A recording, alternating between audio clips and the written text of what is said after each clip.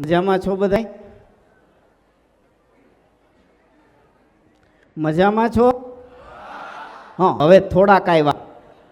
ફરી વાર, વન્સ મોર. મજામાં છો? આ બાજુવાળા મજામાં છે, ઓલી બાજુવાળા નથી. મજામાં છો? વર્ણિવેશરમણીય દર્શનમ મંદહાસરુચિરાનનાંબુજમ પૂજિतं સુરનરોત્તમૈર્મુદા ધર્મનંદનમહં વિચિन्तये વસુદેવસુतं દેવં કંસચાણૂરમર્દનમ દેવકી પરમાનંદમ કૃષ્ણં વંદે જગદ્ગુરુમ રામાય રામભદ્રાય રામચંદ્રાય મેધસે રઘુનાથાય નાથાય સીતાયા પતયે નમઃ.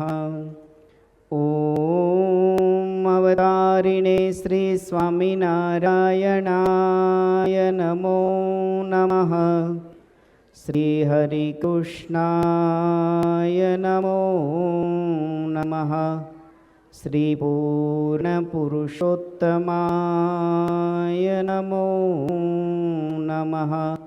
ઓમ સર્વેભ્યઃ સદગુરુભ્યઃ નમો નમઃ.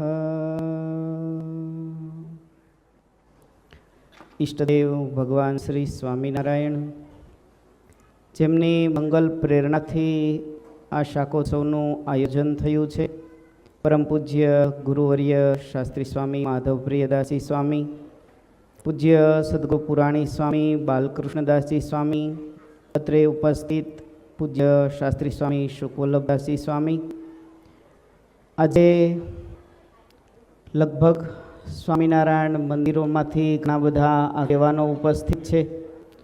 જે સ્થાનમાં આપણે બધા જ બેઠા છીએ, કચ્છી લેવા પટેલ સમાજ, એમના પ્રમુખ શ્રી માવજીભાઈ અને સમસ્ત કમિટી ઉપસ્થિત છે.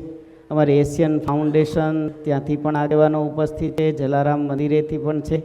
આદરણીય શશીભાઈ, રવજીભાઈ, બંને ગોવિંદભાઈ વગેરે ગુરુકુલ પરિવારના ટ્રસ્ટીઓ, અમારા ભગવાધારી બધાય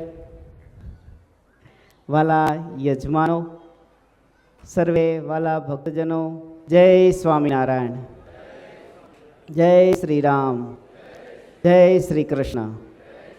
આજે શાકોત્સવના બહાને આપણે બધા જ ભેગા થયા છીએ કંઈક હિન્દુ ધર્મની ચર્ચા કરવા માટે.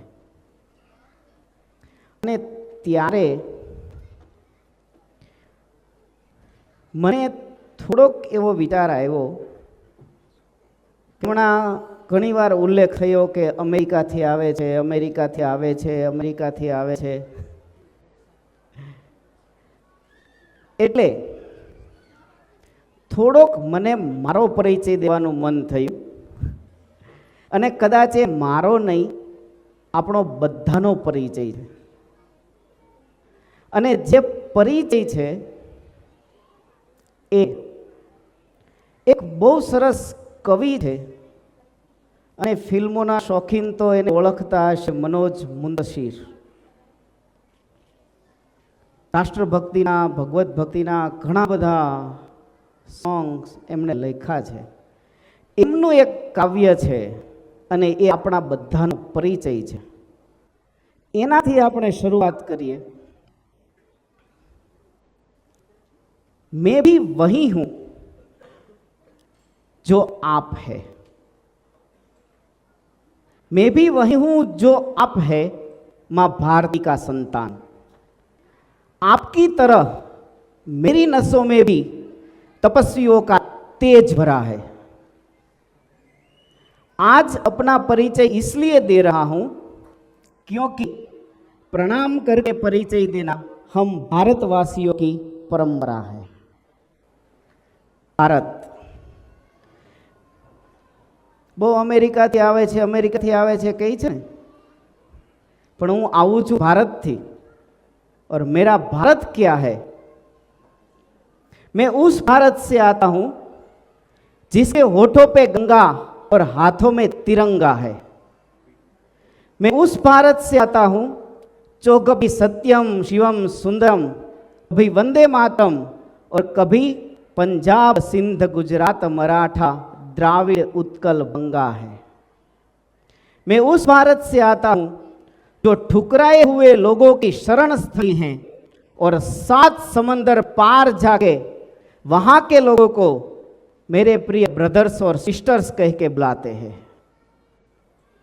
मैं उस भारत से आता हूं जिसने विश्व को हितोपदेश और कर्मयोग सिखाया, लेकिन कभी अपना पराया नहीं सीख पाया, क्योंकि मेरा भारत देश वसुधैव कुटुंबकम के सिद्धांत पर चल रहा है।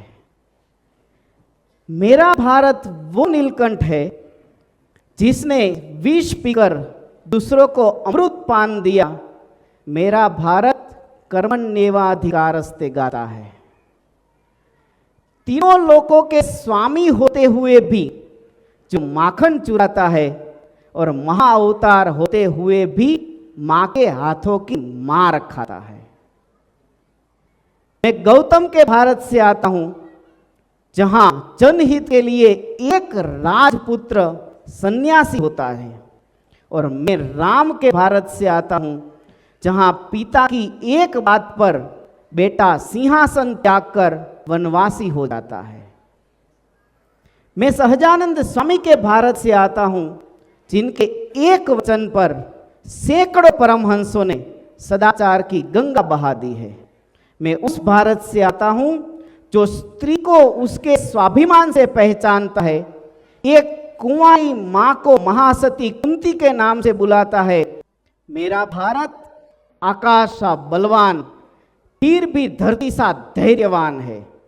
मेरा भारत प्रेम का पुण्यलोक और अहिंसा का जन्म स्थान है, लेकिन नारी का अनादर होने पर मेरा बच्चा बच्चा हनुमान है।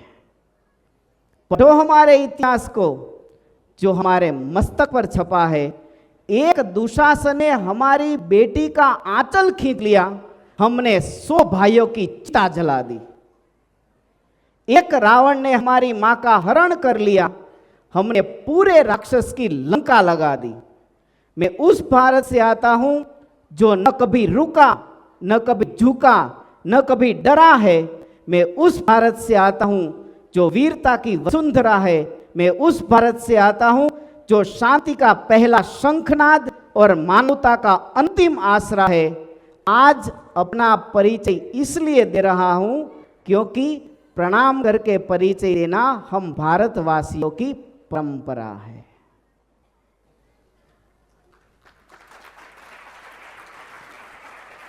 આ પરિચય તમને એવું લાગે છે કે મારો એકલાનો છે?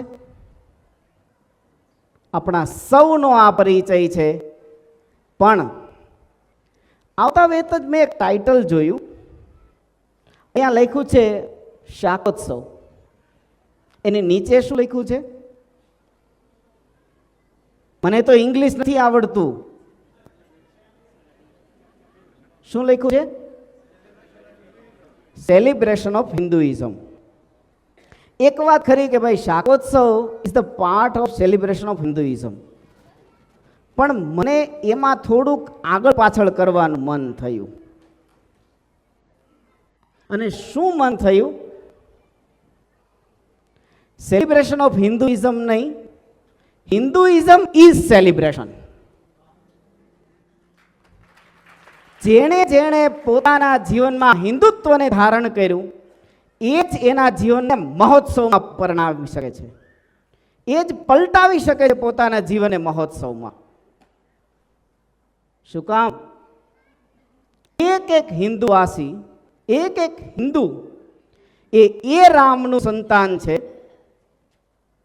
के जे रामने जे दिवसे जे प्रभाते अयोध्यानी गादी मळवानी हती, ए ज रामने ए ज समये ए समाचार मळे તમારે અયોધ્યાની ગાદી ઉપર નથી બેસવાનું, 14 વર્ષ સુધી વનમાં જવાનું છે. અને એ જ રામ પોતાના માને કહે, માં પિતા દિન્હ મોહે કાનન રાજુ, રાજ્ય તો આપ્યું પણ આ અયોધ્યાનું લિમિટેડ રાજ્ય નથી આપ્યું, મને તો અનલિમિટેડ જવનનું રાજ્ય આપ્યું છે. હવે હું મને જ્યાં મનમાં આવશે ને ત્યાં વિહરીશ, કારણ કે મારું રાજ્ય અયોધ્યાની જેમ લિમિટમાં બંધાયેલું નથી, અનંત સીમાડાઓ સુધી ફેલાયેલું છે. એ રાજ્ય મને મળ્યું છે. આ વિચારધારા જેના રક્તમાં વહે છે એ હિન્દુ છે. અને એ હિન્દુત્વ એટલે શું? આપણે એમ કહીએ છીએ કે હિન્દુની વ્યાખ્યા કોઈ લિમિટમાં નથી બંધાતી, પણ છતાંય આજે ટૂંકો ટૂંકો પરિચય દઉં. હિન્દુત્વ એટલે શું? કારણ કે જ્યાં સુધી હિન્દુત્વ નહીં આવે ત્યાં સુધી આપણે આપણી જાતને હિન્દુ નહીં કહી શકીએ. હિન્દુત્વ એટલે શું? એક એક વાક્યને ધ્યાનથી સાંભળજો.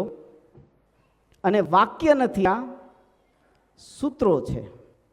અને સૂત્રો હોય શોર્ટમાં, પણ એના મીનિંગ બહુ મોટા હોય. શું છે હિન્દુત્વ? સત્યમેવ જયતેનો ઉદ્ઘોષ છે હિન્દુત્વ. વસુધૈવ કુટુંબકમની ભાવના છે હિન્દુત્વ. અહિંસા પરમો ધર્મનો સિદ્ધાંત છે હિન્દુત્વ. આનો ભદ્રઃ કર્તવો યંતુ વિશ્વતઃ, વિશ્વના સદ્વિચારોને પામવાની જિજ્ઞાસા છે હિન્દુત્વ. સર્વ પંથ સંભાવની વિચારધારા છે હિન્દુત્વ. એકમ સત વિપ્રાહ બહુધા વદંતી, એ મંત્ર છે હિન્દુત્વ. સર્વે ભવંતુ સુખિનઃનો પ્રયાસ છે હિન્દુત્વ. સહનાવવતુ સહનૌ ભુનક્તુ સહવીર્યમ કરવાવહે તેજસ્વિનામાવધિસ્તમસ્તુ મા વિદ્વિષાવહે. આ મંત્રને જીવનમાં ધારનારા છે હિન્દુત્વ. છોડમાં પણ રણછોડનું દર્શન કરનારો છે હિન્દુ.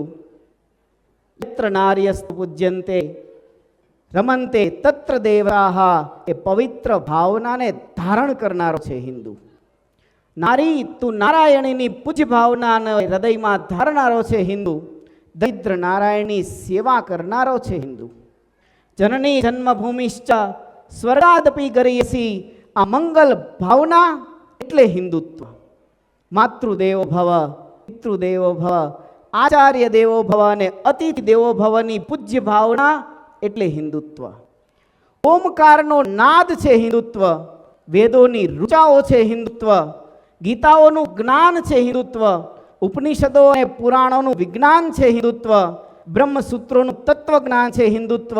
વચનામૃતની અમી ધારા છે હિન્દુત્વ. શિક્ષાપત્રી અને સ્મૃતિઓની મર્યાદા છે હિન્દુત્વ. વસુધૈવ કુટુંબકમથી આરંભી અને નિજાત્માનમ બ્રહ્મરૂપમ સુધીની ભાવના છે હિન્દુત્વ. રામાયણની કથા છે હિન્દુત્વ. મહાભારતની ગાથા છે હિન્દુત્વ. શાસ્ત્રોની અમર રચના છે હિન્દુત્વ. નરસિંહ મહેતાનું કીર્તન છે હિન્દુત્વ. મીરાબાઈનું નર્તન છે હિન્દુત્વ. નંદ સંતોનું ગાન છે હિન્દુત્વ. અને અમારા તુકારામનો એક તારો છે હિન્દુત્વ. ભવ્ય મંદિરોની સ્થાપના છે હિન્દુત્વ.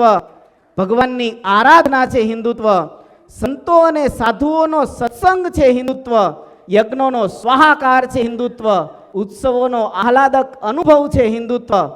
ટૂંકમાં કહીએ તો આકાશ જેટલો ઊંચો, દરિયા જેટલો ઊંડો અને દિશાઓ જેટલો વિશાળ કોઈ ધર્મ હોય તો એ છે અમારો હિન્દુ ધર્મ.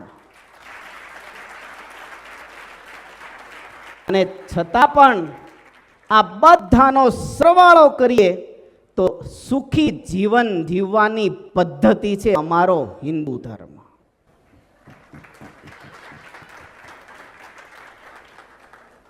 ક્યાં છુપાયેલો છે આ હિન્દુ ધર્મ? ક્યાંથી પ્રગટો છે? કોણે પ્રગટાવ્યો છે? કેવી રીતે પ્રગટો છે? બહુ અઘરા છે આના જવાબ. શું કામ? સૃષ્ટિના સર્જક સ્વયં બ્રહ્મા સૃષ્ટિના સર્જનની સાથોસાથ વેદોનું જ્ઞાન આપે છે અને એ કહે છે કે આ જ્ઞાન મને સૃષ્ટિ કરવાની પ્રેરણા જેણે આપી છે એ ભગવાન નારાયણ પાસેથી મેં પ્રાપ્ત કર્યું છે, અને એ વેદોનું જ્ઞાન હું સનકાદિકો અને નારદજીને આપું છું. આ સૃષ્ટિના સર્જના પહેલાનો છે અમારો હિન્દુ ધર્મ. ક્યાંથી એનો પ્રારંભ બિંદુ શોધશો? એટલું જ કહી શકાય કે હિન્દુ પ્રગટો તો વેદમાંથી પ્રગટો, અને એટલે વૈદિક ધર્મ એટલે અમારો હિન્દુ ધર્મ. અને છતાંય હિન્દુ ધર્મની રીત શું છે? કરવાનું શું છે હિન્દુ ધર્મ પાળીને? એક બહુ સરસ વાત છે. ઇંગ્લેન્ડ વાળા ખોટું ન લગાડો તો કહું, કહી દઉં. જો કદાચ કોઈને થોડું ઘણું ખોટું લાગે ને તો સૂર્યકાંત એ લોકોને એક રોટલો વધારે આપજો. તમે લોકો ધર્મનું ઇંગ્લિશ રિલિજિયન કરો, ઓકે, પણ થાય નહીં. શું કામ? રિલિજિયન કોને કહેવાય કે જેમાં ફિક્સ વસ્તુ હોય કે ભાઈ આ એક શાસ્ત્રને પાળો, આ રીતે કરો તો જ તમે આ રિલિજિયન પાળો છો. અને ધર્મ, અને એમાં પણ અમારો હિન્દુ ધર્મ એટલો વિશાળ અને વિરાટ છે કે ભગવાનની અખંડ પૂજા કરનારો પણ હિન્દુ છે, અને ભગવાનના સ્વરૂપને ન સ્વીકારનારો પણ હિન્દુ છે. સાકાર માનનારો પણ હિન્દુ છે, નિરાકાર માનનારો પણ હિન્દુ છે, વેદોની સ્વીકૃતિ કરનારો પણ હિન્દુ છે, અને વેદોને ન સ્વીકારતો હોય એ પણ હિન્દુ છે. આટલી વિશાળ વિચારધારા જે ધર્મમાં છે એ આપણો હિન્દુ ધર્મ છે. અને કેમ રિલિજિયનના બાઉન્ડ્રીમાં બાંધી શકાશે? કેવા એવા કેટલા કે પૂરું કરવાનું? પૂરું થાય પછી તમે ઘડિયાળમાં જોઈ લેજો, હું નથી જોવાનો. પણ છતાંય આપણા શાસ્ત્રોએ, આપણા મહાપુરુષોએ આપણને મનુષ્ય જીવનમાં સિદ્ધ કરવા જેવી 4 વસ્તુ આપી કે આ 4 વસ્તુ સિદ્ધ કરી લ્યો, બસ તમે સંપૂર્ણ રીતે હિન્દુ કહેવાશો. કઈ 4 વસ્તુ? મનુષ્ય જન્મમાં કરવાનું શું? બસ 4 કાર્ય કરો. ક્યાં ક્યાં? ધર્મ, અર્થ, કામ અને મોક્ષ. આ 4 પુરુષાર્થ કહ્યા. પુરુષાર્થ એટલે કહ્યા કે જે પ્રયાસ કરવાથી દુઃખ દૂર થાય અને સુખની પ્રાપ્તિ થાય એને પુરુષાર્થ કહેવાય. અને એ 4 પુરુષાર્થ ધર્મ, અર્થ, કામ અને મોક્ષ. તો ધર્મ એટલે શું? કોને ધર્મ કહેશું? કેટલા બધા મહાપુરુષોએ પોતપોતાની રીતે ધર્મની અલગ અલગ વ્યાખ્યાઓ કરી, પણ સર્વોત્તમ વ્યાખ્યા અને સર્વશાસ્ત્રોના સારરૂપ વ્યાખ્યા શિક્ષાપત્તિમાં થઈ. ધર્મો જ્ઞેય સદાચારઃ શ્રુતિ સ્મૃત્યુપાદિતઃ. વેદ અને પુરાણોમાં જે સદાચાર કહ્યો છે, સદાચારનું પાલન કરવું એ જ ધર્મ છે. સદાચાર એટલે શું વાત પછી કરીએ, પણ આનું નામ ધર્મ છે, સદાચારનું પાલન કરવું. પહેલો પુરુષાર્થ ધર્મ, બીજો પુરુષાર્થ અર્થ. અર્થ એટલે સંપત્તિ. સંપત્તિ વિના તમારે પણ ચાલતું નથી અને સંપત્તિ વિના અમારે પણ ચાલતું બંધ થઈ ગયું છે. બ્રિટિશ એરલાઇન્સ વાળાને એવું થોડું કહેવાય કે હું સાધુ છું તો ભાઈ મને મફતમાં અમેરિકા લઈ જા પાછો. એ તો દેવા જ પડશે. પણ ધર્મની મર્યાદામાં અર્થનું ઉપાર્જન કરવું અને મોક્ષની સાવધાની સાથે કામ ભોગવવો એ છે 4 પુરુષાર્થની સુખરૂપ ઉપયોગિતા. અર્થ એટલે સંપત્તિ. સુખના સાધનો, સુવિધા અને કામ એટલે મર્યાદાપૂર્વક જે કંઈ વસ્તુ સામગ્રી પ્રાપ્ત થઈ છે એ ધર્મની મર્યાદામાં ભોગવવા એનું નામ છે કામ. અને આ ત્રણેયનું પાલન કરીને કરવાનું છે શું? તો ચતુર્થ પુરુષાર્થની સિદ્ધિ, અને એ છે મોક્ષ. અલ્ટિમેટ મોક્ષ ભગવાન શ્રી કૃષ્ણ નારાયણે ગીતાજીમાં જે કહ્યું છે કે મારા ધામને પામવું એ જ મોક્ષ છે. પણ એની વર્તમાન સમયે આપણને જે જરૂરિયાત છે એ વ્યાખ્યા કરીએ તો જેનાથી આપણે દુઃખી થઈએ છીએ એ બધાથી મુક્તિ, એનું નામ છે મોક્ષ. ભયથી મુક્ત થવું, ચિંતાથી મુક્ત થવું, ઉપાધિથી મુક્ત થવું, ગરીબીથી મુક્ત થવું, આ બધાથી મુક્ત થવું અને છેલ્લે માયાના બંધનથી મુક્ત થઈને ભગવાનના અખંડ સાનિધ્યમાં બેસવું, આનું નામ છે મોક્ષ. પણ અર્થ, કામ અને મોક્ષ ત્રણેયનું મૂળ છે ધર્મ. અને ધર્મ એટલે સદાચાર. સદાચાર એટલે શું? સદાચારની સીધી આપણે વ્યાખ્યા કરીએ તો સારો આચાર. સારો આચાર કોને કહેશું? કારણ કે મને સારું કંઈક જુદું લાગે છે, ધીરજભાઈને સારું કંઈક જુદું લાગે છે, વેરજીભાઈને કંઈક જુદું લાગે છે, બધાને સારપ જુદી જુદી લાગે છે. એક જણો ઘણા સમય પહેલા મને મળ્યો હતો. મને કે સ્વામી, આ લાલ કરતા પીળું સારું, પીળા કરતા ધોળું સારું. ઇંગ્લેન્ડમાં છો, સમજી ગયા? ન સમજ્યા? સમજી ગયા હોય ને કહેતા નથી. એને એ સારું લાગે છે. ત્યાં બીજો બોલ્યો, આ નો પીવું ને એ સારું. બધાની દ્રષ્ટિએ સારપ અલગ અલગ છે, પિંડે પિંડે મતિર ભીના. પણ મહાપુરુષોએ જેને ઓથેન્ટિકેશન આપ્યું છે, મહાપુરુષોએ જેને પ્રમાણિત કર્યું છે, એ જ સદાચાર છે.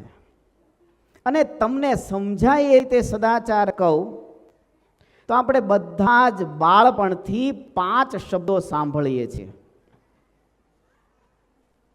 સત્ય, અહિંસા, અસ્તેય, અપરિગ્રહ અને બ્રહ્મચર્ય. આ 5 મહાવ્રત એ સદાચાર છે.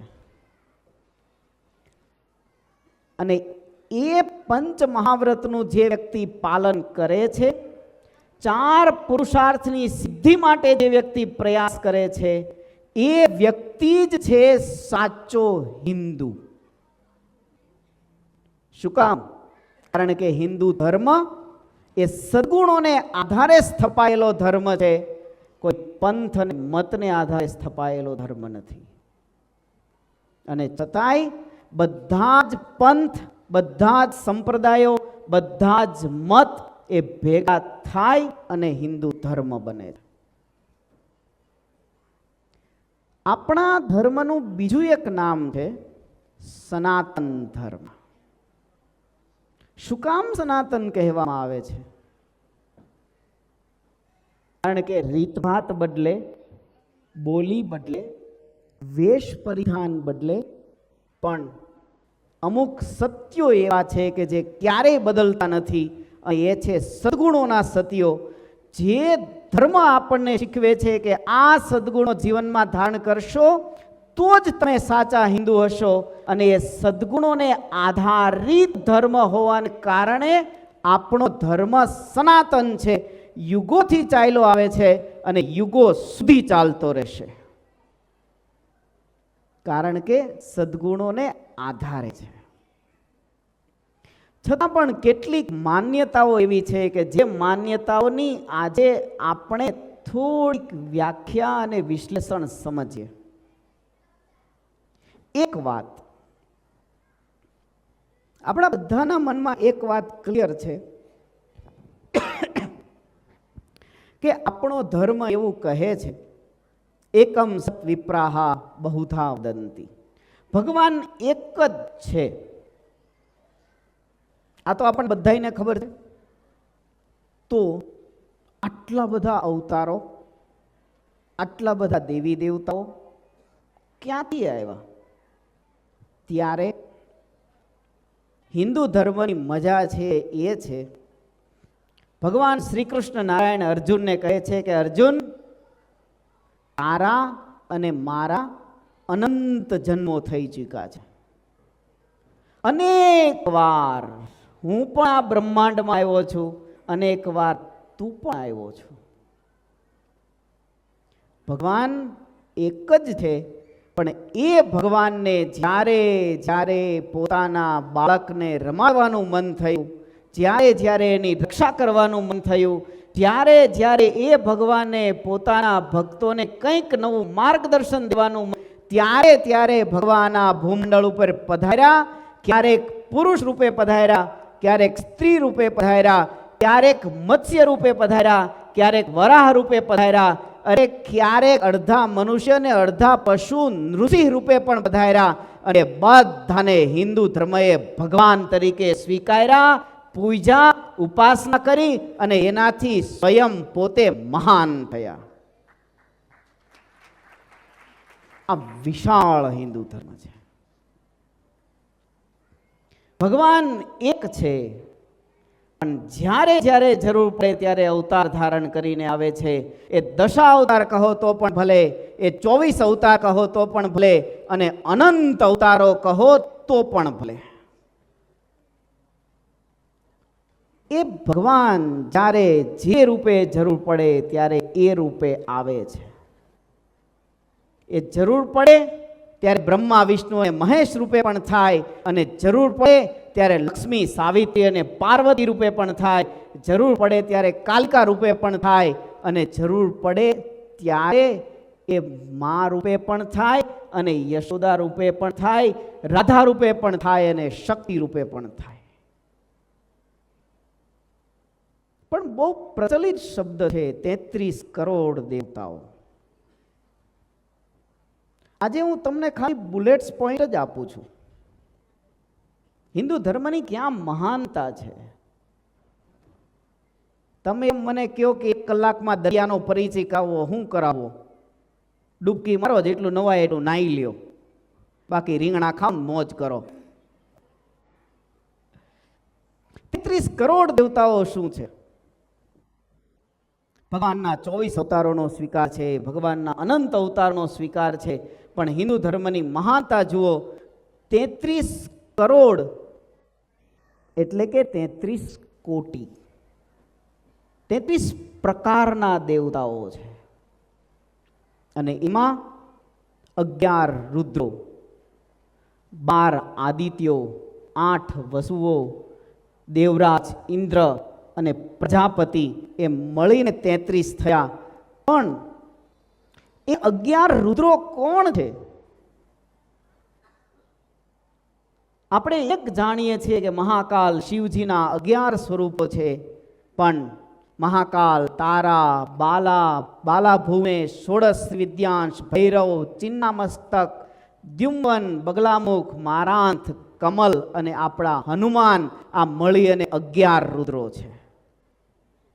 પણ આ જ 11 રુદ્રો એ આ બ્રહ્માંડમાં પણ નિવાસ કરે છે, અને એ છે પંચ જ્ઞાનેન્દ્રિયો અને પંચ કર્મેન્દ્રિયો.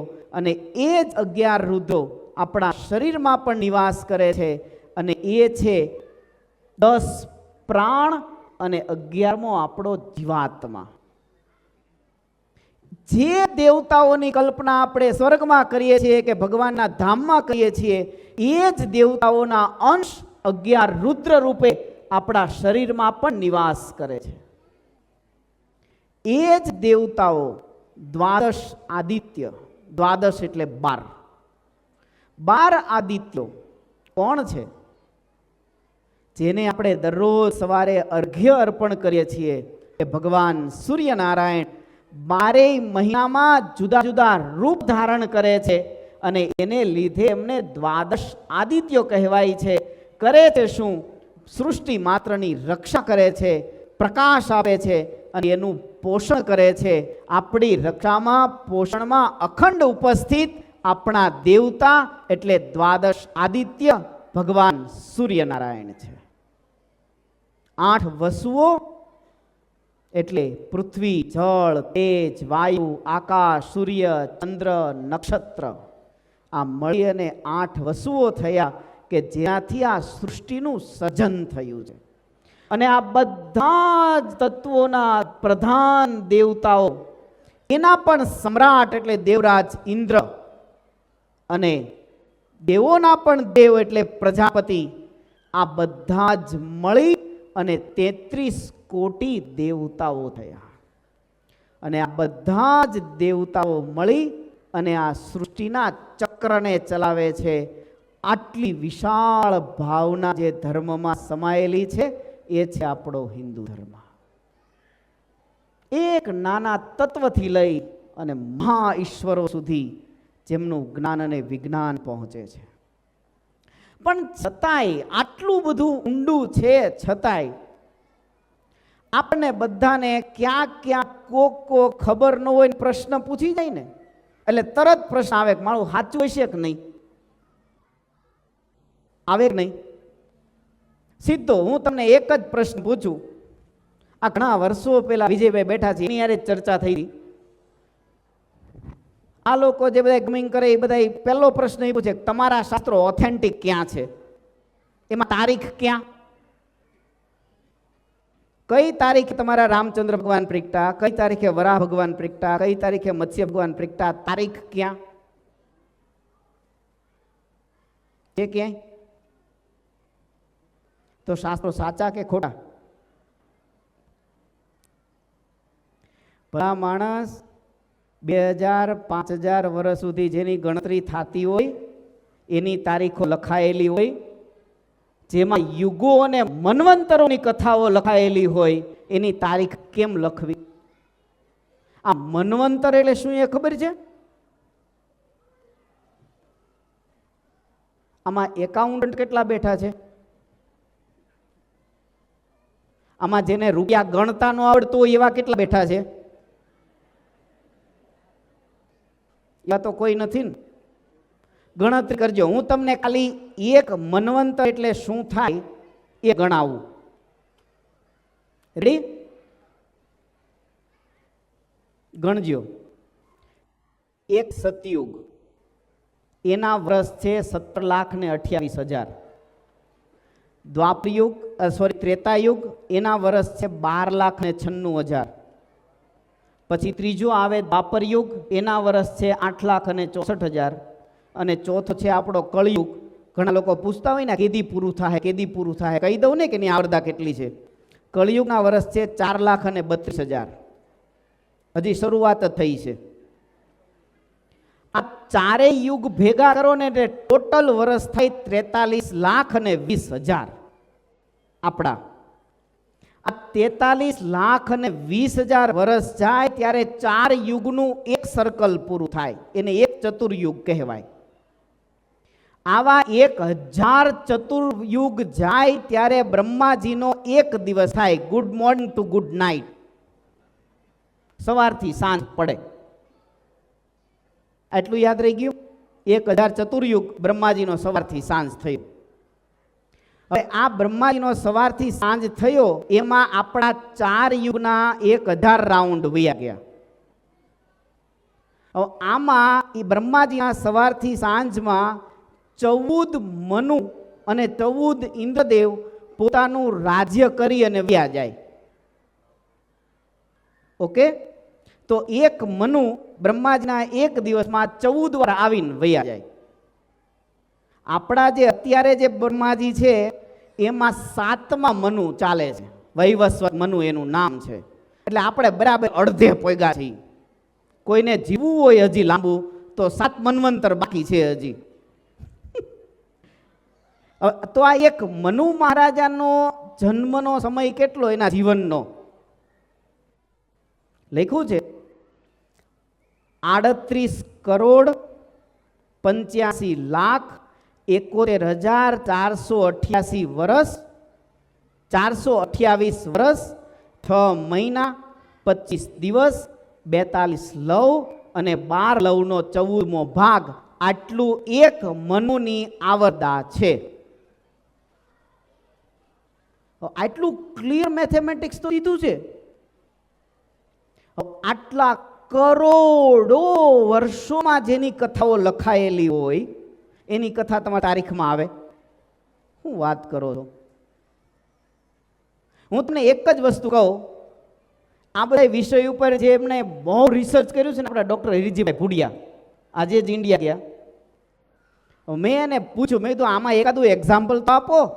એ કે સ્વામી બહુ નજીકમાં નજીક તમે એક્ઝામ્પલ આપી શકો એવું છે ને તો સમુદ્ર મંથન છે, જેના ઉપર રિસર્ચ થયેલું છે અને કચ્છીઓને લાગે છે કચ્છ અવતાર ત્યારે પ્રગટ ને માવજીભાઈ, આ કાચબાની થીમ એના ઉપર જ છે ને, કચ્છના પ્રાગટ્ય ઉપર. કચ્છ ક્યારે પ્રગટ્યું એ આવે છે આમાં.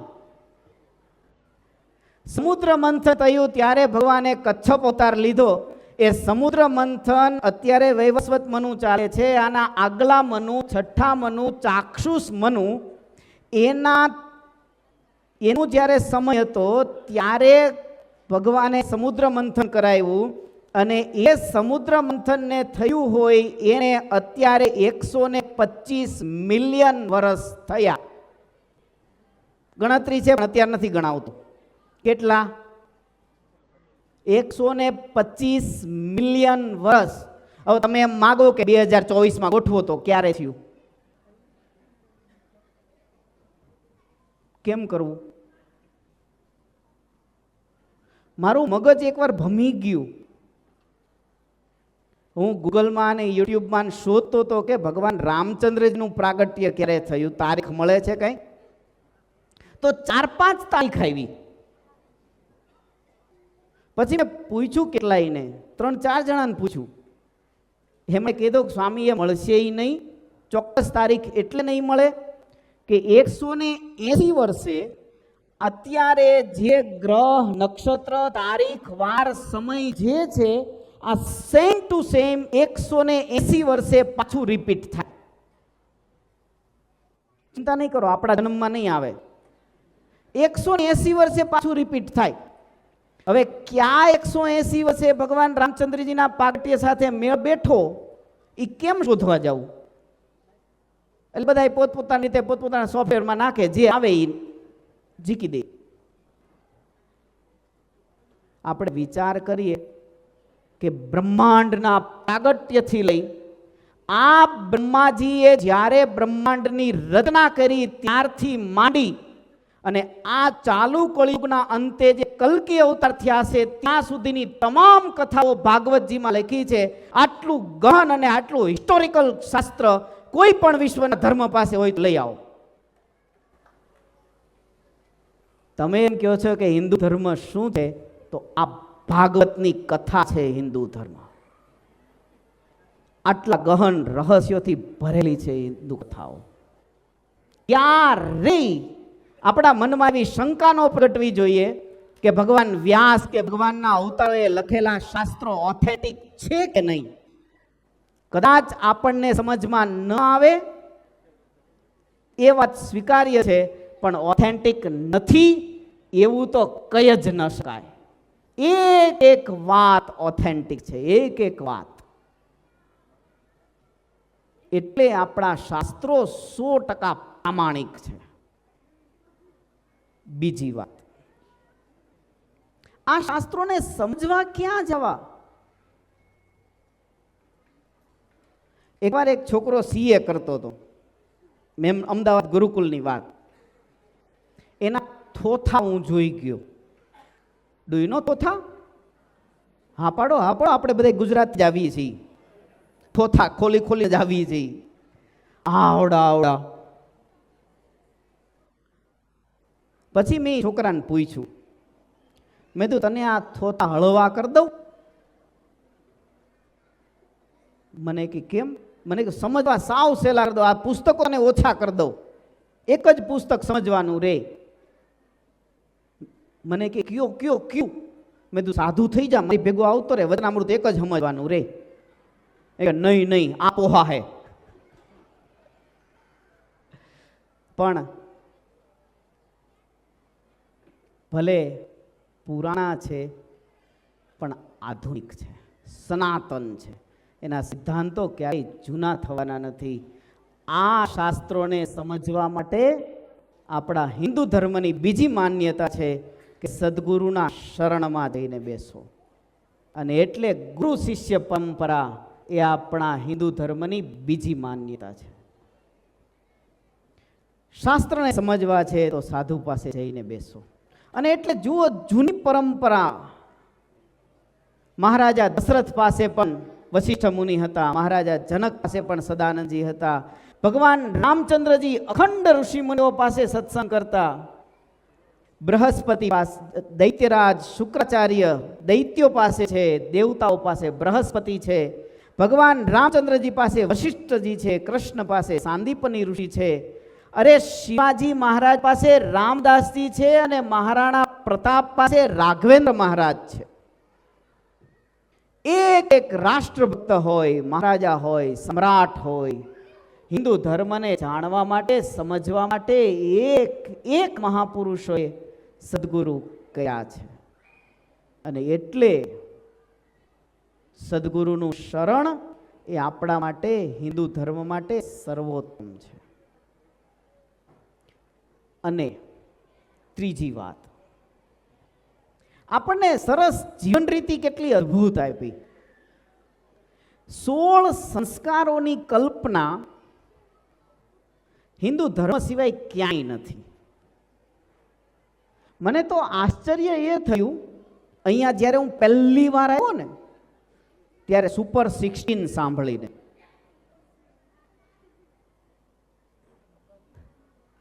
મેં કીધું આ કલ્ચર અને આપણા કલ્ચરમાં કેટલો બધો ડિફરન્સ છે. મા બાપ છૂટા, છોકરા છૂટા. ત્યારે આપણી સંસ્કૃતિ આપણને એ સમજાવે છે કે યાવત જીવમ ચ શુશ્રૂષા માતુર પિતુર રોગાર્તસ્ય ગૃહો.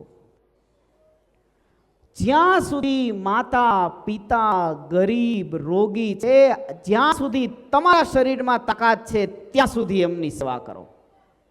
આ આપણી સંસ્કૃતિ છે. માતૃદેવો પિતૃદેવો ભવની સંસ્કૃતિ છે આપણી. 16 સંસ્કાર ગજબની સંસ્કૃતિ છે. આમ તો હમણાં આપણે એક નવો શબ્દ ઉખેલી કાઢ્યો છે, છૂટાછેડા. આ છૂટાછેડા શબ્દ છે ને ક્યાંય આપણા શાસ્ત્રોમાં નથી, ક્યાંય નથી. શું કામ? અગ્નિની સાક્ષીએ જેમણે 7 જન્મો સાથે રહેવાની પ્રતિજ્ઞા લીધી હોય એ છૂટાછેડાની કલ્પના કરી શકે? એમાં છૂટાછેડા છે જ નહીં. એક પરિવારના બંધનો કેવા હોય એનું જો આબેહૂબ ચિત્ર કોઈ આપણને બતાવતું હોય તો એ છે રામાયણ. ગજબ છે રામાયણ. તમે એક વસ્તુ જુઓ, આપણે એમ કહીએ છીએ કે ભગવાન રામે સીતાજીનો ત્યાગ કર્યો અને સીતાજી વનમાં જતા રહ્યા. જો સીતાજીનો ત્યાગ કર્યો હોય અને સીતાજીએ ખરેખર રામચંદ્રજી ડાયવોર્સ લઈ લીધા હોય તો સીતાજી લવકુશને સંસ્કાર અયોધ્યાના રાજકુમાર તરીકેના આપે?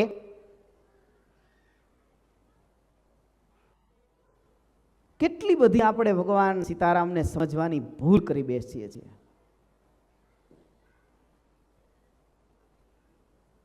સીતાજીનું જીવન એટલે એના જીવનમાં, એના મનમાં, એમના હૃદયમાં રામ સિવાય કોઈ બીજા પુરુષનો ક્યારેય પ્રવેશ જ ન થાય.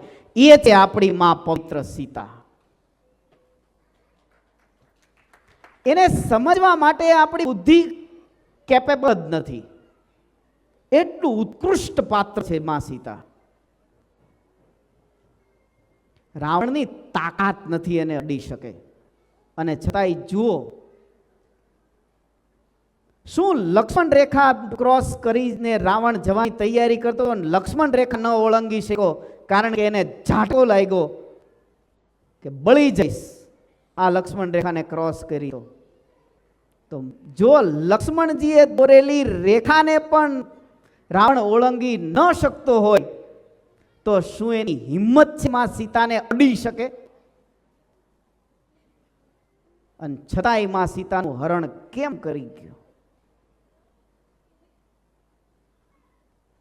એટલા માટે કે માએ પોતાનું મૂળ સ્વરૂપ તો અગ્નિદેવમાં છુપાવી દીધું છે. જે સ્વરૂપ રાખ્યું છે છાયા સ્વરૂપ છે.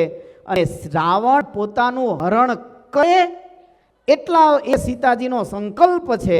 અને એ સંકલ્પ એટલા માટે છે કે રાવણ મારું હરણ કરે અને એ બાને મારા પ્રભુ આવી રાવણ સહિત આખા રાક્ષસ કુળનો નાશ કરે. અને રામાવતારનું મુખ્ય કાર્ય મારા પ્રભુ મને નિમિત્ત બનાવીને પૂર્ણ કરે. એટલા માટે માં સીતાજીએ રાવણના હરણના લીલાનો સ્વીકાર કર્યો છે. અને આ સ્વીકાર કર્યા પછી રાવણ અડી શક્યો છે. કેવળ નથી રાવણની માં સીતાને અડી શકે. પણ આપણે આને સમજતા નથી એટલે કોઈના પ્રશ્નનો જવાબ દઈ શકતા નથી. આ ઉત્કૃષ્ટ પાત્ર છે માં સીતા અને રામ. ઓહો, રામના જીવનમાં તો ડગલે ને પગલે શીખવાનું છે. પણ એક જ સંદેશ રામનો કે જ્યારે પસંદગી કરવાની થાય ને ત્યારે બળવાનની નહીં, સજ્જન વ્યક્તિની પસંદગી કરશો તો સફળતા મળશે. વાલી અને સુગ્રીવમાં જ્યારે ભગવાનને પસંદગી કરવાની થઈ ત્યારે વાલી બળવાન હતો. જે રાવણ સાથે ભગવાન યુદ્ધ કરવા જઈ રહ્યા છે એ રાવણને તો ઓલરેડી વાલી ભૂતકાળમાં બગલમાં 6 મહિના દબાવીને ફરી ચૂક્યો છે. વાલીનું નામ પડે ને રાવણને મંડે છે ટાટિયા ધ્રુજવા. એ વાલીને ભગવાને દોસ્તી કરીને એટલું જ કીધું હોત કે લઈ આવી જા, અને રાવણને ખબર પડી હોત કે વાલી આવે છે સામેથી મૂકી ગયો હોત. ભગવાને બળવાનની પસંદગી નથી કરી, ભગવાને ધર્મવાનની પસંદગી કરી છે. અને જે વ્યક્તિ પોતાના જીવનમાં ધર્મવાનની પસંદગી કરે છે એ આજ નહીં તો કાલે 100% વિજયી થાય અને એના વિજયની વિજયાદશમી ઉજવાય. એ ભગવાન રામ અને સામે ભરત. શું પરિવારનું જીવન છે, શું હિન્દુ ધર્મના આદર્શ છે. રામ વનમાં જતા રહ્યા, દશરથ મહારાજનો અગ્નિ સંસ્કાર થઈ ગયો, ભરતને રાજસભામાં બોલાવવામાં આવ્યા. વશિષ્ઠ મહારાજાએ કહ્યું કે ભરત, પિતાના વચને ભગવાન રામે વનવાસ સ્વીકાર્યો, એ જ પિતાના વચને તમે અયોધ્યાની ગાદી સ્વીકારો. એક બાજુ જોવા જઈએ તો બધી જ વાત સાચી, ભરતે સ્વીકારવી જોઈતી હતી. પણ ભરતે શું કહ્યું? તમને બધાને યોગ્ય લાગે તો ભલે યોગ્ય લાગે, પણ આ ગાદી મારી નથી. જે મારી નથી એ મને ન જોઈએ. હું રામને બોલાવીશ, હું વનમાં જઈશ, એના બદલે હું 14 વર્ષ વનમાં જઈશ અને મારા રામને અયોધ્યા પાછા લાવીશ. અને એ રામને પાછા લાવીને અયોધ્યાની ગાદી પર બેસાડીશ. વનમાં ગયા, રામ અને ભરત વચ્ચે સંવાદ થયો અને છેવટે ભગવાન રામની જ આજ્ઞા માની અને ભરત પાછા અયોધ્યા આવવા નીકળે છે. પણ ભગવાન રામને કહે છે કે પ્રભુ, ભલે તમારા વતી હું અયોધ્યા સંભાળીશ, પણ મને તમારી ચરણ પાદુકા આપો. એ ચરણ પાદુકા હું અયોધ્યાની ગાદી ઉપર મૂકીશ, એને પૂજા કરીશ અને તમારા વતી હું તમારું કામ કરીશ. આ છે ભાઈ ભરત. જે મારું નથી એ નથી. અને આપણે ચારે બાજુથી જોઈએ છીએ બેનિફિટ્સ ક્યાંથી મળે. ભરતનું ચારિત્ર્ય આપણને કંઈક જુદું શીખવે છે. કેટલા કેટલા મહાન પ્રસંગો છે આપણા મહાપુરુષોના. અને ભગવાન કૃષ્ણ, પણ ભગવાન કૃષ્ણ પર જાઓ એ પહેલા હનુમાન. ઓહો, અતુલિત બલધામમ હૈમ શૈલાભદેહમ. અતુલિત બળ છે, પણ છતાંય હનુમાનજીમાંથી ઘણું બધું શીખવાનું છે. માત્ર હનુમાન ચાલીસા ગાઈ લઈએ એટલાથી પૂરું ન થાય. 2-4 વસ્તુ ખાલી હાઇલાઇટ કહ્યું. હનુમાનજીમાં એક એવી ગજબની શક્તિ છે, એવી ગજબની કળા છે, જ્યારે એને વિશાળ થવું પડે ને ત્યારે વિશાળ થઈ જાય, જ્યારે નાના થવું પડે ને ત્યારે પાટ કરતા નાના થઈ જાય. જરાય સંકોચ ન કરે. જ્યારે સુરસા આવ્યા અને થયું કે આને 32 યોજનનું મુખ કર્યું, પોતે 64 યોજન થયા. અને જ્યારે સેંકડો યોજન સુરસા થયા ત્યારે હનુમાનને લાગ્યું કે હવે નાનું થવું પડશે. ફાટ કરતા મશક જેવડું રૂપ લઈ મુખમાં આંટો મારીને બહાર નીકળી ગયા. આટલી ચપળતા અને આટલી વિનમ્રતા કોકમાં જ જોવા મળે. એ જ હનુમાન જ્યારે લાગ્યું કે નાના થઈને લંકામાં પ્રવેશ કરવો પડશે, મશક રૂપ ધર્યું અને લંકામાં પ્રવેશી ગયા. અને જરૂર પડી કે હવે નાના એ નહીં ચાલે, હવે નિર્બળતા નહીં પોસાય. અને લંકીને જ્યારે પકડા, એ જ હનુમાનજીએ એક જ મુષ્ટિકા વાળીને એક ફેરવીને મોઢા ઉપર મારી લંકીનીને નાક તોડી નાખ્યું. આ હનુમાન આપણને શીખવે છે કે નિર્બળ ન રહેવાય, સરળ થવાય, નિર્બળ ન રહેવાય. નિર્બળતા એ જ ખામી છે અને સબળ છે અને સરળ છે એ એના માટે ગુણ છે. બળ અને બુદ્ધિનો સમન્વય છે હનુમાન. બધું જ છે પણ નિડરતાનો મહાસાગર છે હનુમાન. જે ડરી ગયા એ ગયા. હમણાં જે પ્રિતેશભાઈ બધી વાત કરી ને, એનાથી ડરાય નહીં, સામી છાતીએ એનો સામનો કરાય. અને તમે જુઓ, વરુણ પાસથી હનુમાનને બાંધ્યા છે મેઘજીતે અને લઈ આવ્યા છે રાવણની સામે. થોડાક સમય પહેલા જ રાવણનો એક દીકરો પોતે મારી નાખ્યો છે. રાવણ ક્રોધાયમાન છે અને સામે દેખાય છે પાછું કે દેવતાઓને તો દાસ કરીને રાખ્યા છે. આટલો શક્તિશાળી રાવણ છે. એની સામે હનુમાન નિર્ભય થઈને ઊભા છે, નિડર થઈને ઊભા છે. કારણ કે હનુમાનને ખબર છે કે ભલે હું બંધનમાં છું પણ નિડર છું, ડરપોક નથી, બળવાન છું, નિર્બળ નથી. અને એવું જ્યારે આપણને સૌને ભાન થઈ જાય ત્યારે આપણા હૃદયમાં ક્યારેય ડરપોક કે ભય આવે નહીં. ભગવાન કૃષ્ણ ગજબ છે. આ એક ઉપર 5 દિવસના સેમિનાર થાય, પણ ભગવાન કૃષ્ણની એક જ વાત, અને એ વાત કહીને આપણે અત્યારને સત્રને પૂર્ણ કરીએ. કઈ વાત જે મને બહુ ગમે છે, પોતાને જ્યારે જે પાત્ર મળ્યું હોય એ પાત્રને 100% નિભાવવું એ ભગવાન કૃષ્ણની લાઈફની મોનોપોલી છે. માખણ ચોર થયા તો આબે હૂબ માખણ ચોર થયા. એમણે જ્યારે રાસ લીધો ત્યારે ગજબનો રાસ લીધો. એમણે જ્યારે સુદર્શન ચક્ર ઉઠાવ્યું ત્યારે એવી રીતે ઉઠાવ્યું કે કોઈ એની સામે ટકી ન શક્યું. અને એ જ કૃષ્ણએ જ્યારે રથ ઉપર બેસીને સારથીપણું સ્વીકાર્યું. હું જેનો રથ ચલાવું છું એ મારાથી ક્યારેય ધીમો ન પડે, ઢીલો ન પડે. એ ગજબની તાકાત ભગવાન કૃષ્ણમાં છે. 18 અધ્યાય 700 શ્લોકની ગીતા ભગવાન કૃષ્ણએ અર્જુનને સંભળાવી અને ખાંડા ખખડાવતો ઊભો કરી દીધો. અને શું થયું? આ અર્જુનનું છેલ્લું વાક્ય અને ભગવાને અર્જુનને આપેલું વચન એ પ્રત્યેક હિન્દુઓએ યાદ રાખવું જોઈએ. અર્જુનને ભગવાને ઘણા બધા પ્રશ્ન અર્જુને ભગવાને પૂછ્યા અને બધા જ પ્રશ્નોના ભગવાને અર્જો મોક્ષયિષ્યામિ મા શુચઃ. છોડ પાપ, છોડ પુણ્ય, છોડ અધર્મ, છોડ ધર્મ.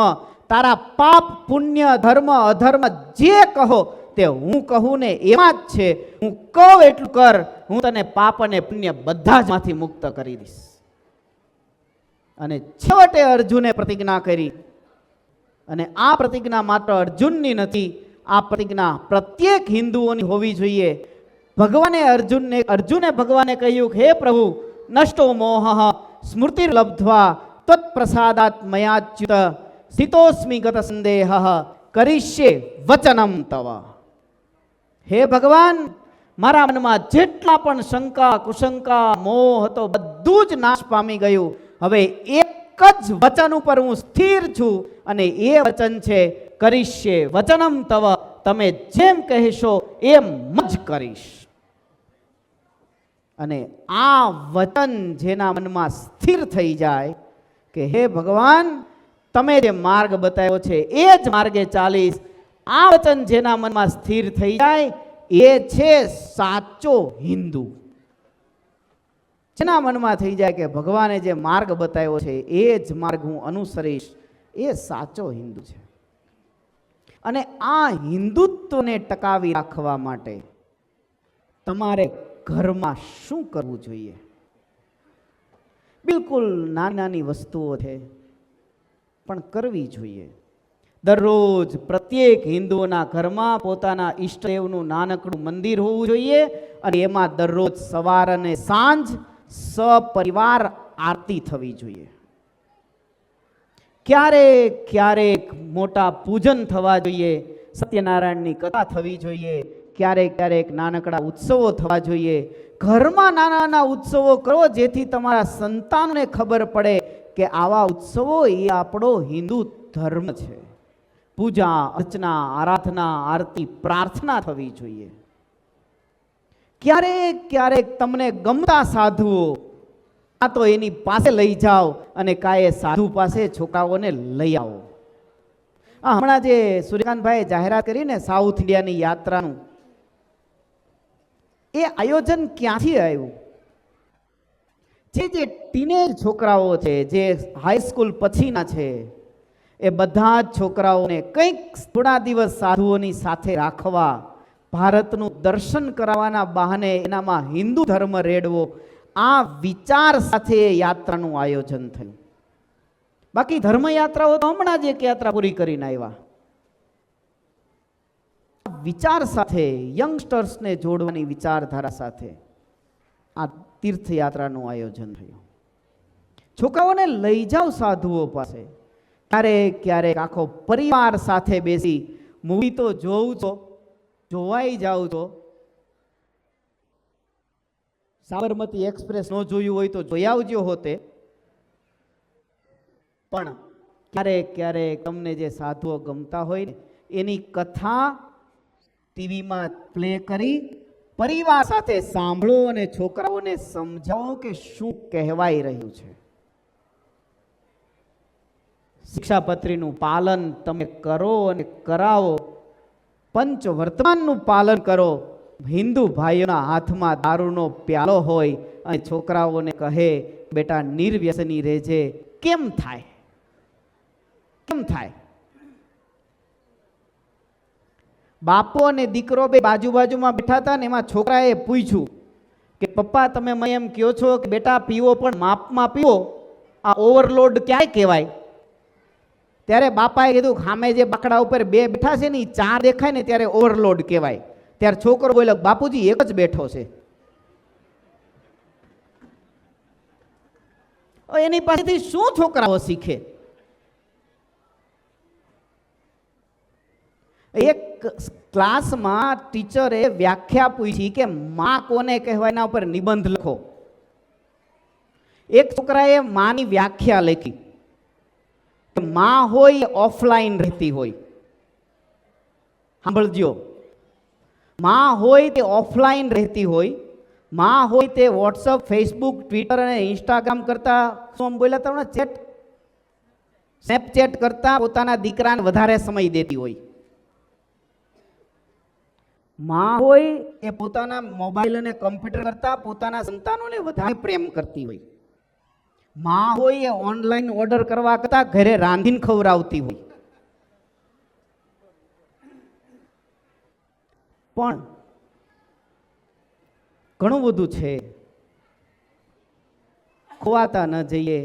પોતાની સંસ્કૃતિમાં સંભળતા રહેશું તો સંસ્કારો જળવાયેલા રહેશે. અને આજની સભાની છેલ્લી વાત, દરેક ઘરમાં ઘર સભા થવી જોઈએ. ઘર સભા એટલે શું? અઠવાડિયે એકવાર તમે જ તમારા પરિવાર સાથે બેસો અને જો આ કરશો તો પ્રીતેનભાઈએ જે હમણાં વાત કરી કોઈ પ્રશ્ન તમને ક્યારેય નહીં નડે એવા હજારો પરિવારના દાખલા છે. ઘર સભા કરો, અઠવાડિયે એકવાર પરિવાર સાથે બેસો, સમૂહમાં આરતી કરો, સ્તુતિ કરો અને પછી તમને જે શાસ્ત્ર ગમતું હોય એ ખોલો, વાંચો અને તમે જે સમજ્યા હોય એ સમજાવો. છોકરાના મમ્મીને જે સમજાણું હોય એ છોકરાઓને સમજાવે અને છોકરાને જે સમજાણું હોય એને પૂછો કે બેટા શું સમજાણું, અને એવી રીતે સત્સંગ કરો. અને એમ સત્સંગ કરતા કરતા બને એવું ક્યારેક એવો અઘરો ટોપિક આવી જાય કે તમને ન સમજાય અને છોકરાઓ તમને પૂછી નાખે કે પપ્પા આનું સમાધાન શું, બને એવું. અને ત્યારે એક સાધુને ઓનલાઈન રાખો. એટલે શું ઓનલાઈન? એટલે એક સાધુ સાથે એવું હૃદયનું જોડાણ રાખો કે સાધુને આપણે અડધી રાતે પણ ફોન કરી શકીએ કે સ્વામી અમે ઘરમાં સત્સંગ કરવા બેઠા છીએ, અમારી વચ્ચે આટલી ચર્ચાઓ થઈ રહી છે, આ સમજાતું નથી, સમજાવો. અને કદાચ રાત્રિ દિવસનો ડિફરન્સ હોય ને તો છોકરાઓને કહો કે અત્યારે બેટા અહીંયા રાખીએ, હું સ્વામીને પૂછી લઉં, આવતા સભામાં આપણે આનું સમાધાન કરીશું. પૂછો અને સમાધાન આપો. જ્યાં સુધી તમે છોકરાઓના મનનું સમાધાન નહીં કરો ત્યાં સુધી છોકરાઓને તમારા ઉપર ભરોસો નહીં બેસે, અને જ્યાં સુધી ભરોસો નહીં બેસે ત્યાં સુધી છોકરાઓ તમારી વાતનો સ્વીકાર નહીં કરે, અને સ્વીકાર નહીં કરે તો બહારથી હિન્દુ દેખાશે, અંદરથી તમારો દીકરો તમારા ધર્મને ક્યારેય પાળશે નહીં. એટલા માટે પણ સાધુનો સંગ રાખો. બસ ભગવાનના ચરણમાં પ્રાર્થના કરીએ કે આપણને સૌને ભગવાન સાચા હિન્દુ બળવાનું બળ આપે, અને હિન્દુ છીએ તો એ જ વારસો આપણા સંતાનો સુધી પહોંચાડવાનું બળ આપે. એટલી જ પ્રાર્થના ભગવાનના ચરણમાં કરી અને શાકોત્સવ અને celebration of Hinduism, not celebration of Hinduism but Hinduism is celebration, બસ આ ભાવનાને હૃદયમાં પ્રગટાવે એટલી ઠાકોરજીના ચરણમાં પ્રાર્થના કરી પૂર્ણ કરીએ. બોલો સ્વામિનારાયણ ભગવાનની, સિયાવર રામચંદ્ર ભગવાનની, કૃષ્ણ કનૈયા લાલ કી, ઉમાપતિ મહાદેવની, વિઘ્ન વિનાયક દેવની, કષ્ટભંજન દેવની. ઓમ નમઃ પાર્વતી પતये, હર હર મહાદેવ.